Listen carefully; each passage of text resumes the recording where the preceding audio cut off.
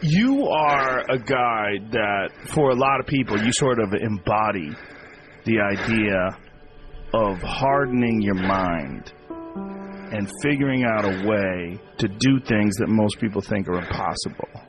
You've sort of become that guy. How'd you become that guy? You know what? I grew up not that guy. They see me now as the guy that with his shirt off who can do 4,030 pull-ups in 17 hours, who can run 205 miles in 39 hours, who can do all this crazy shit. But what they don't understand is they don't understand the journey that it took me to get to this point.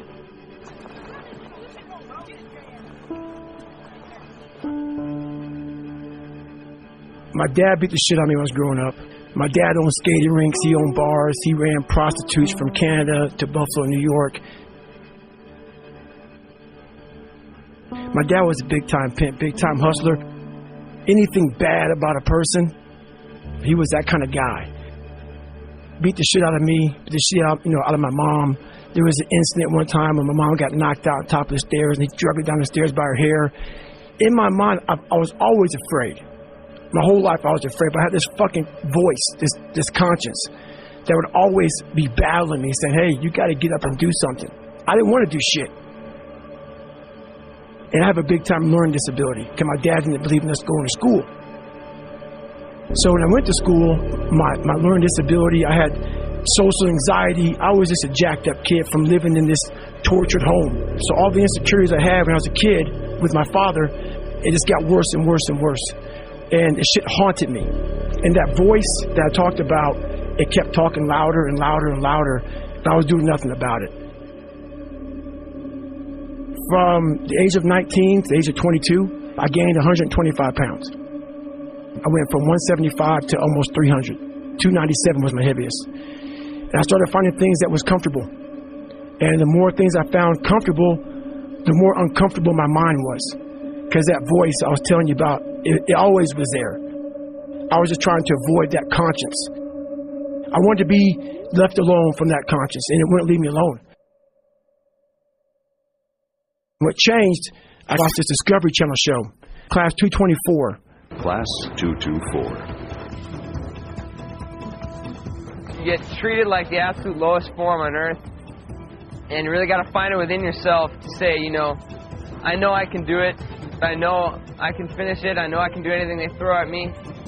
That's where it builds character. You find out if you got it in yourself. I watched the show, and it made me reflect big time on the piece of shit that I am, and I'm exactly what people said I was going to be. I was watching these guys going through Hell Week. Hell Week, the most dreaded week of bloods. It's the ultimate test of one's physical and mental motivation. A round-the-clock regimen of intensive physical training and harassment, with as little as 4 hours of sleep during the entire week. And these guys are ringing the bell, quitting, dropping their helmet down, rolling out. A lot of guys just leaving. And it made me reflect on my fears, my insecurities. And I saw real men, what I thought were real men who were staying, who were overcoming adversity, who were overcoming all these different things that I had blamed so many fucking people in my life, my dad, my mom for not being there, my learning disability, my skin color. And so I sat there for a while and I was like, no one's going to fucking come to help me. No one's going to fucking come to help me. It's fucking me against me, period.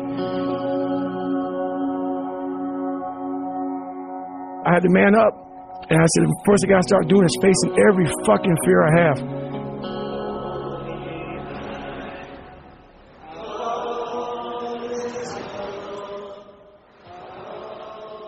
So I started calling recruiters up. I said, I'm going to go be a fucking Navy SEAL.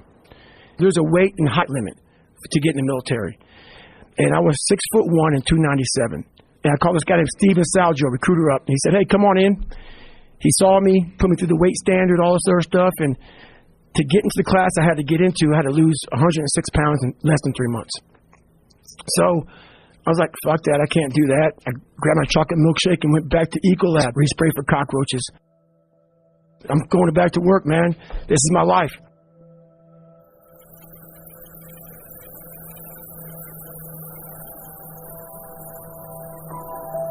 I don't like cockroaches too much. I hate the mother load of cockroaches. And I sat there and said, this is my life. This ain't going to be it for me. So I quit my job, got back in my Ecolab truck, and I went home. So my first run, when I decided to lose the weight, I was, like I said, 297. I was about 32% body fat. My idea was to run 4 miles for my first run. I didn't know how bad it's going to fucking hurt me. I used to run before I was fat, and I was like, fuck it, I can do this. I ran a quarter mile and walked home. I walked home, sat on my couch and cried. I said, man, I can't fucking do this shit. I don't know what I'm going to do. And my mind just kept fucking with me. And kept fucking, you're not good enough, man. This isn't for you, man. These guys are the baddest motherfuckers on the planet Earth. You're not that. How do you move forward? What it was, and it's kind of funny, I was obsessed with Rocky. And I would fast forward with the little VHS tapes to round 14. Round 14 fucked me up like nobody's business.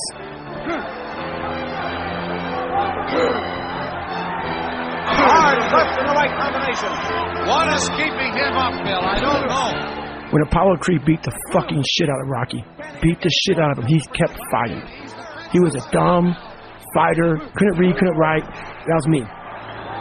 He was in that corner, everybody was saying, stay the fuck down. Down, stay down. Apollo dancing around with his arms in the air. And him getting up, Apollo Creed raised his arms up in the fucking air, turned around, thought he won the fight. He turns around and sees this guy getting up, and it was the face of Apollo Creed that changed my life. The face of Apollo Creed. It was like, just by that motherfucker getting up, not winning, just by him getting the fuck up, Rocky had taken his soul. Had literally taken his soul. His head goes down, he looks at him like, what the fuck are you? I wanted to be that. I wanted to be the guy that people looked at. I don't care if you liked me or didn't like, I don't care. But it said, this motherfucker is going to keep coming after whatever the fuck is in front of him. I wanted that. I wanted that. I wanted that worse than anything in the world.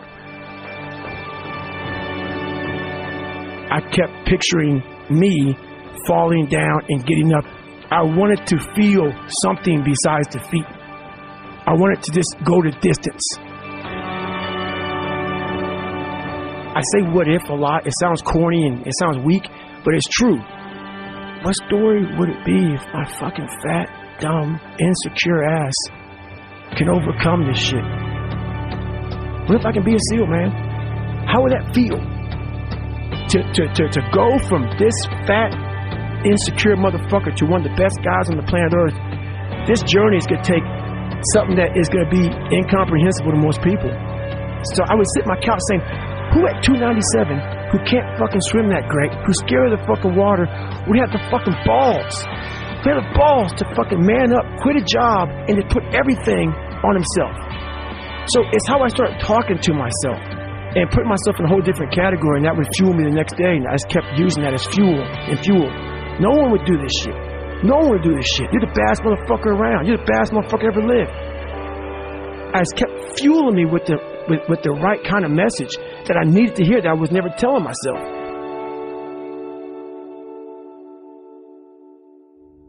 So it became from being defeated to like, man, all right, motherfucker, maybe tomorrow we can go 0.75. But I started realizing I can't run that far. So what I did was I became damn near a professional cyclist with the miles I put on the bike. I rode a bike a lot to lose the first initial kind of weight because my bones were just hurting so bad. My body was just broken. And then the bike got easier. I was able to run more. I went from like 1 mile. 1 mile was a great accomplishment.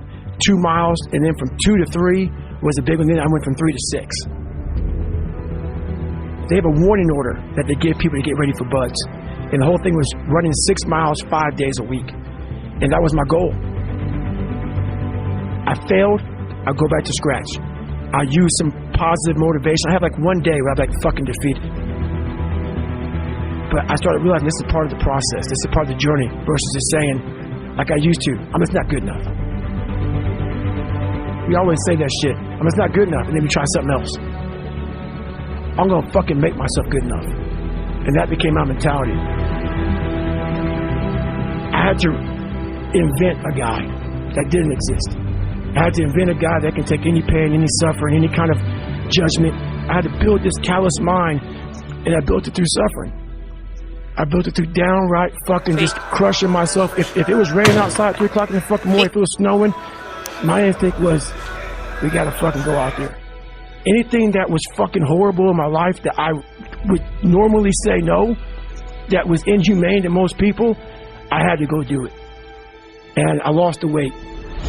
I went back to recruiter, I got into that class, and I went through 3 Navy SEAL Hell Weeks in 1 year.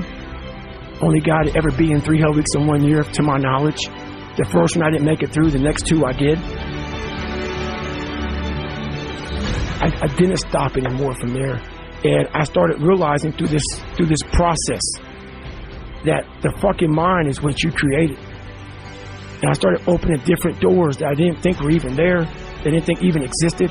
And the more doors I opened up, the more I started realizing that my potential is damn near endless.